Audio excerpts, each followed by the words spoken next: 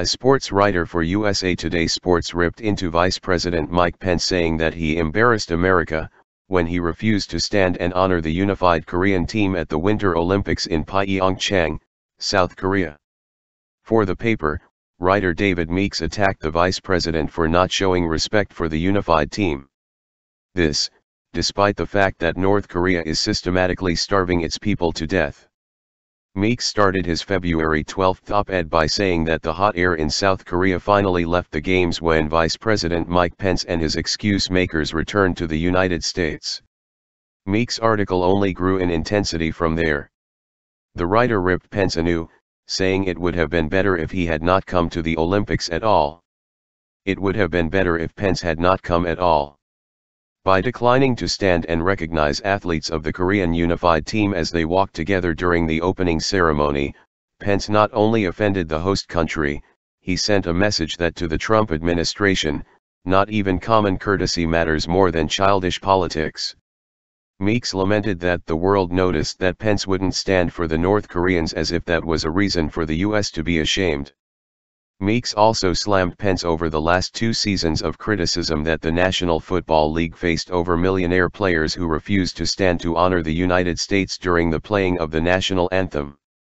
Columnists were quick to seize on Pence's walkout of an NFL game last season, so offended by football players who did not stand during the pre-game playing of the national anthem.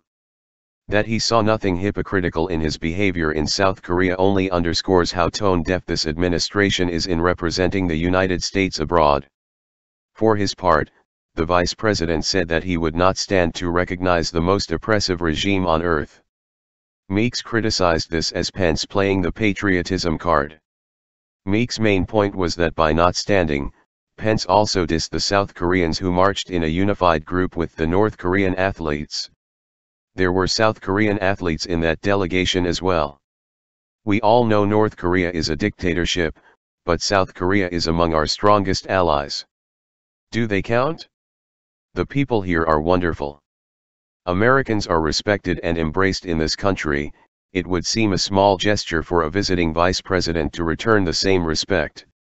The writer tried to get several South Korean dignitaries to side with him in his attacks on Pence, but none of the officials he contacted wanted to supply a quote on the incident.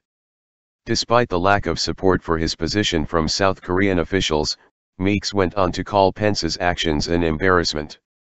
If Pence had stood to recognize the Korean athletes at this global event, it would be preposterous to portray it as an endorsement of the regime in North Korea.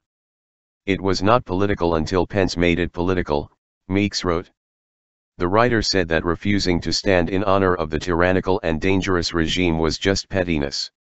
Wrapping up his attack, Meeks insisted that the number 2 man in the one nation that celebrates freedom above all should have stood to honor the most oppressive nation in the world today. Pence couldn't stand for it and opted for disrespect instead, and that is all the world will remember about his appearance at the Pyeongchang Olympics, Meeks concluded.